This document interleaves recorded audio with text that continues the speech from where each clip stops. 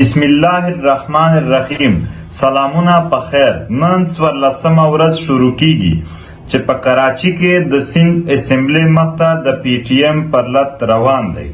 د 14 میاشتو راهیسې علي وزیر د سند کراچي جیل کې په فیک چارجز په فیک اف آی آرز په دروغجن اف آی آرز کې بندي دی. دا پرلط غوښتنه کوي چې په علي وزیر جوړې مقدمې د واپس واخیستل شي. پښتون اولس د خپل وس مطابق په یو نه یو ډول په دې پرلط کې خپله همغږي ښیي او مرسته کوي. څوک د ډایرکټ شرکت په ذریعه او څوک په د لرې ځای نه په هر لیول باندې خپل په څه نه څه ډول دوی مرسته کوي د پرلط سره. دا پرلط هیڅ غیر قانوني مطالبه نه کوي، نه دلته دا د صوبایي حکومت پر خلاف دی، بلکې یوازې او یوازې دا غوښتنه کوي چې د علي وزیر پر ضد جوړې مقدمې دی واپس واخیستل شي.